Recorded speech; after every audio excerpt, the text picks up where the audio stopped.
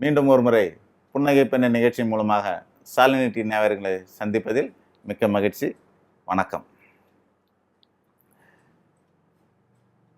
குரு அருள் ரொம்ப அவசியம்னு சொல்கிறோம். குருவெல்லாம் வணங்கி ஆசீர்வாதம் பெறணும்னு இதுக்கு முந்தைய வாரங்களில் நம்ம பேசியிருக்கிறோம். அதனால் சில பேர் கேட்டிருக்காங்க, இந்த காலத்தில் எங்கே போய் நான் நல்ல குருவை தேடுறதுன்னு கேட்குறாங்க. நல்ல குரு என்பதை எப்படி ஆராய்வது? சித்தர்கள் அதுக்கெல்லாம் வழி சொல்லியிருக்காங்க. குருவை எப்படி ஆராய வேண்டும், எப்படியெல்லாம் அவர்களை தேர்ந்தெடுக்க வேண்டியதெல்லாம் எல்லாம் வழி சொல்லியிருக்காங்க. அதெல்லாம் ஒன்றும் பிரச்சனை கிடையாது. வணங்குறது யார் வேணாலும் யாருக்கிட்ட வேணாலும் வணங்கலாம். வணங்குறதுல தவறு எதுவுமே கிடையாது. இன்னாராக தான் வணங்கணும்னு அவசியம் இல்லை. சிறியவரையும் பெரியவர் வணங்கலாம், பெரியவரையும் சிறியவர் வணங்கலாம். வணங்குதல் தவறுதலே கிடையாது. உண்மையான குருவாக இருந்தால் ஆசீர்வாதங்கள் பலிக்க போகுது. குரு சரியில்லைனாலும் ஒன்றும் தப்பு இல்லை. அந்த தத்துவத்துக்கான பலனை நம்ம அடைவோம். குருவை வணங்கியோம் என்ற தத்துவத்தின் அடிப்படையில் அதற்கான பலனை நம்ம அடைவோம். குரு மட்டும் கிடையாது, மாதா பிதா குரு தெய்வம், இந்த 4 பேரையுமே நல்லவங்களா பார்த்து பார்த்து வணங்க சொல்லி சாஸ்திரம் சொல்லலை.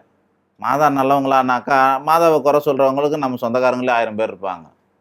நம்ம உற்றார் உறவினர் அக்கம் பக்கத்தில் இருக்கிறவங்க நிறைய பேர் குறை சொல்லலாம். அதுக்காக மாதா சரியில்லைன்னு அர்த்தம் கிடையாது. நமக்கு மாதா, அதனால் வணங்கி ஆகணும். பிதா அப்படித்தான், குருவும் அப்படித்தான். அதனால் வணங்குதல் தவறு இல்லை. மகான்கள், ஆன்மீகவாதிகள் யாராக இருந்தாலும் உங்களுக்கு தெரிஞ்ச அளவில் உங்களுக்கு விதிக்கு உட்பட்டவர்கள் உங்கள் கண் முன்னாடி கிடைப்பாங்க. அந்த அளவில் நீங்கள் வணங்கிக்க வேண்டியது தான். வணங்குறதுல ஆசீர்வாதம் வாங்குறது தவறே கிடையாது. அவங்கள ஆராய்ச்சி செய்ய வேண்டிய அவசியமும் உங்களுக்கு கிடையாது. அவங்களோட போய் நீங்கள் செட்டில் ஆக போகிறது கிடையாது. எதுக்கு அவங்களெல்லாம் போய் ஆராய்ச்சி செய்யணும்? ஆசீர்வாதம் தான் வாங்க போகிறோம். குடும்பஸ்தனுக்கு ஆசிரமத்தில் தங்க வேண்டிய அவசியம் கிடையாது. சில பேர் போய் ஆசிரமங்களில் தங்கிடுறாங்க. அது அவசியம் இல்லாதது. அங்கே தான் பிரச்சனை வர்றது. அங்கெல்லாம் போக வேண்டியதில்லை. போனோமா உபதேசம் கேட்டோமா வந்தோமான்னு இருக்கணும், அவ்வளோதான். உபதேசம் ரொம்ப முக்கியமானது. வாழ்க்கையை ஃபன் பண்ணலாம், வாழ்க்கையை யூஸும் பண்ணலாம், வாழ்க்கையை அனுபவிக்கலாம், மகிழ்ச்சியை அனுபவிக்கலாம், வாழ்க்கையை பயனுள்ளதாக மாற்றிக்கவும் முடியும். எது கரெக்டுனா புத்திசாலி ஒருத்தனுக்கு தான் தெரியும். யூஸ்ஃபுல்லாக ஃபன் பண்ண முடியும். அவன் மகிழ்ச்சிகரமாக அவற்றை பயன்படுத்துபவன் புத்திசாலி ஆவான். 2 தான். யூஸ் இருக்கா, மகிழ்ச்சி இருக்கா. நீங்கள் ஒவ்வொரு நேரத்தையும், நீங்கள் செலவிடுகின்ற ஒவ்வொரு நேரத்தையும் எழுதி பாருங்கள், நோட் பண்ணி பாருங்கள், இல்லை கவனித்து பாருங்கள். ஒரு 10 நிமிஷம் நம்ம டிவியை பார்க்குறோம், நியூஸை பார்க்குறோம், அது பயனுள்ளதா அல்லது மகிழ்ச்சி தரக்கூடியதா? செய்திகளை கவனிப்பது பயனுள்ளது தான், அதில் மகிழ்ச்சி இருக்காது. அதனால் பெண்களும் குழந்தைகளும் செய்திகளை பார்க்கறது அரிதாக இருக்கிறது. ஆண்கள் மட்டுமே தான் அதை செய்கிறாங்க.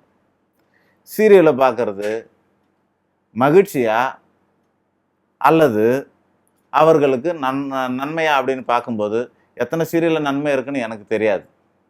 ஆனால் சில பேர் அதை மகிழ்கிறாங்க. இதை பார்த்தா நல்லா இருக்குன்னு மகிழ்கிறாங்க.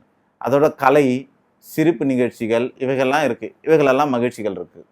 சினிமாவுக்கு போகிறோம், மகிழ்ச்சியை தான் இருக்குது. ஆனால் அந்த சினிமாவே நமக்கு பயனுள்ளதாக எடுக்கலாம். அந்த காலத்துலாம் எடுத்தாங்க. கலை, புத்தி, அறிவு, கல்வி, கலை, வித்தை, வாக்கு, வன்மை, ஞானம் அத்தனையும் வாழ்க்கைக்கு பயன் தரக்கூடியதாக இருந்தாலே அதுக்கு பலன்.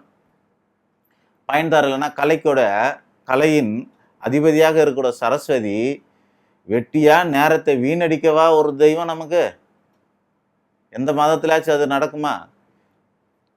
வெட்டியா நம்மளோட நேரங்களை கழிப்பதற்காக, வீணடிப்பதற்காக ஒரு கலையும் இருக்காது, ஒரு படிப்பும் இருக்காது. எல்லாமே நமக்கு பயன் தரக்கூடியதாக இருக்கணும். ஃபேஸ்புக் பார்க்குறோம், அது நமக்கு பயன் தர மாதிரி இருக்கணும். அது கொஞ்சம் ஃபன்னோடு இருக்கலாம், தப்பில்லை. வாட்ஸ்அப் பண்ணுறோம், அதிலே நல்ல நிகழ்ச்சிகளை அனுப்பலாம், படிக்கலாம், அது நமக்கு பயன் தரக்கூடியதாக இருக்கும். மனிதனோட சுபாவம் அவன் தேர்ந்தெடுக்கிறோம் இந்த விஷயத்தில் இருக்குது. அவன் பயனை பற்றி யோசிக்காமல் அவனோட மகிழ்ச்சியை பற்றி மட்டுமே யோசிக்கிறான்னாக்கா அவனோட வாழ்க்கைக்கெல்லாம் உத்தரவாதம் கிடையாது. சதாகாலம் மகிழ்ச்சி மகிழ்ச்சி மகிழ்ச்சியாக இருந்ததுன்னா நல்லதுங்கிறது எப்போ தான் வரும்? நிறைய பேர் நினச்சிட்டு இருக்கிறாங்க மகிழ்ச்சியாக இருப்பது தான் நல்ல வாழ்க்கைன்னு. நல்ல வாழ்க்கை வேற, மகிழ்ச்சியான வாழ்க்கை வேற. நல்ல வாழ்க்கை என்பது முற்றிலும் வேறு, மகிழ்ச்சியான வாழ்க்கை என்பது முற்றிலும் வேறு. நல்ல வாழ்க்கை வேணும்னு கேட்குறவங்க வார்த்தையை தான் நல்ல வார்த்தைன்னு கேட்குறாங்க. ஆனால் மகிழ்ச்சியான விஷயங்களை தான் அவங்க எதிர்பார்க்குறாங்க. எதிர்பார்க்கறது ஒன்று, கேட்குறது ஒன்றாக இருக்கிறது. ஆக மகிழ்ச்சியான வாழ்க்கை என்பது என்னன்றதுனா வேதம் கூறப்பட்டதெல்லாம் மகிழ்ச்சி. எந்த சந்தோஷத்தை அனுபவிக்கக்கூடாதுன்னு எந்த வேதமும் கூறலை. மகிழ்ச்சியாக தான் இருக்க சொல்கிறாங்க. நம்மளே மகிழ்ச்சியாக இருக்க சொல்கிறாங்க. அதோட பெரிய மகிழ்ச்சி ஆனந்தம்னு பேர். மகிழ்ச்சிக்கு பெருசு பரிமாண வளர்ச்சி அப்படின்னாக்கா அது ஆனந்தம். அதனால தான் சாமியாரங்களாம் ஆனந்தமாக பேர் வச்சுக்கிறாங்க. என்ன அப்படி வச்சுக்கிறாங்க? நித்யானந்தம், பரமானந்தம், சத்யானந்தம், ஜீவானந்தம், ஆனந்தம் ஆனந்தமாக பேர் வச்சுக்கிறாங்களே. எதுக்கு அவங்கெல்லாம் வச்சுக்கிறாங்கனாக்கா, அது ஹோல்சேல். மகிழ்ச்சியினோட ஹோல்சேல் ஆனந்தம்.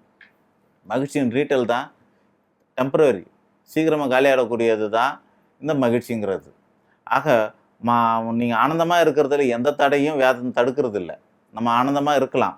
ஆனால் மகிழ்ச்சியாக இருக்கிறதா நினச்சிக்கிட்டு காலத்தை விரயமாக்கக்கூடாது. மகிழ்ச்சியாக இருக்கிறதா நினச்சி காலத்தை விரயமாக்க வேதம் இருக்குது. இந்த ஜென்மம் அதுக்காக விரயமாக்க எடுத்துருக்குறோம். ஒவ்வொரு செயலிலும் பயன் இருக்கிறதா தனக்கோ அல்லது பிறர்க்கோ. இப்போ நான் பேசுகிறேன், இந்த பேச்சினால், இந்த நிகழ்ச்சினால் ஒன்று எனக்கு பயன் இருக்கணும், அல்லது கேட்குறவங்களுக்கு பயன் இருக்கணும்.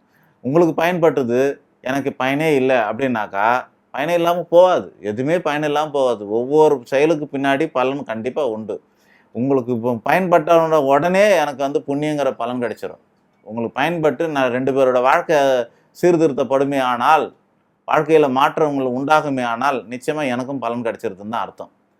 ஆனால் பலனே இல்லாத ஒன்று, மகிழ்ச்சி மட்டும் தரக்கிற ஒன்று, அல்லது கெடுதலையும் தருகின்ற மகிழ்ச்சி. மது இருக்குது, கெடுதலையும் தரும். புகையில இருக்கிறது, கெடுதலையும் தரும். ஆனால் அவர்கள் மகிழ்ச்சியாக நினைக்கிறார். கெடுதலை தருகின்ற மகிழ்ச்சியை உடனே நிறுத்துங்கள். கெடுதலை தராத நேரத்தை மட்டும் விரயமாக்குற மகிழ்ச்சின்னு சிலது இருக்குது. அதனால் ஒரு பிரயோஜனம் கிடையாது வாழ்க்கைக்கு. அந்த நேரத்துக்கு மட்டும்தான் மகிழ்ச்சி. அது இளவட்டங்கள் தான் அதிகமாக செய்வாங்க. சில பேர் பெரியவங்களும் செய்கிறாங்க. காலம் ஓடாத காலத்தில், திண்ணை பேச்சு பேசின காலத்தில் கூட வெட்டியாக பேச மாட்டாங்க. ஊர் ஜனத்தை தெரிஞ்சுப்பாங்க. அன்றைக்கி கம்யூனிகேஷன் கிடையாது, அன்றைக்கி டிவி ரேடியோ கிடையாதுன்னா திண்ணையில் பேசி தான் அவங்க அறிவே வளர்த்துக்கிட்டாங்க. உலகத்தில் நடக்கிற ராமாயணம், மகாபாரதம் முதல் கொண்டு எங்கேயோ நடந்தவை எல்லாம் திண்ணை பேச்சின் மூலியமாக தான் பரவியது. ஆக அப்போதும் பயனுள்ள பேச்சுக்களை தான் பேசினார்கள். வெட்டி பேச்சு பேசுறது கிடையாது.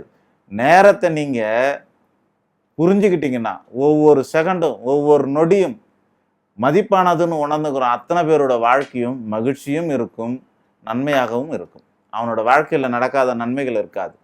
நேரத்தோட பலன். ஒவ்வொரு நிமிடத்தையும் வீணடிக்கக்கூடாது. 30 செகண்ட் கிடச்சா போதும், ஒரு டிவி ஆடெல்லாம் பல லட்சம் சம்பாரிச்சிடுறாங்க. ஒரு 30 செகண்டு போதுமானது, ஒருத்தனோட வாழ்க்கையை மாற்றிடும். ஒரே ஒரு சீன் டிவியில் வரமாட்டோமான்னு ஏங்குறவங்களாம் எவ்வளோ பேர் இருக்கிறாங்க. ஏன்னா அவனோட வாழ்க்கையை மாற்றிருக்கும். அந்த ஒரு செகண்டில் எத்தனை பேர், எத்தனை லட்சம் பேர் பார்க்குறாங்க. அப்போ ஒரு நொடி பொழுதுக்கும் பலன் இருக்குது. ஒவ்வொரு நொடி பொழுதும் நம்ம வாழ்க்கையை மாற்றக்கூடியதாகுது. நேரத்தை பயன்படுத்தினால் மகிழ்ச்சியாகவும் பயன்படுத்தலாம், நீங்கள் யூஸ்ஃபுல்லாகவும் இருக்கலாம். நம்ம மகிழ்ச்சியை வேண்டான்னு சொல்லலை, யூஸ்ஃபுல்லாக மகிழ்ச்சியாக இருக்கலாம். அதாவது கலைவாணரோட ஜோக் மாதிரியும், விவேக்கோட ஜோக் மாதிரிலாம் அவங்களோட ஜோக்கில் மகிழ்ச்சியும் தருகிறது, அதே நேரத்தில் நம்மளை சிந்திக்கவும் வைக்கிறது. அதுபோல் நம்மளோட வாழ்க்கைக்கு பயனும் இருக்கணும், அதே நேரத்தில் நம்மளை மகிழ்விப்பதாகவும் இருக்க வேண்டும். இப்படி செய்யும் பட்சத்தில் வாழ்க்கை நிச்சயமாக நமக்கு சுபிக்ஷமாக இருக்கும். மீண்டும் அடுத்த வாரம் சந்திப்போம். நன்றி, வணக்கம்.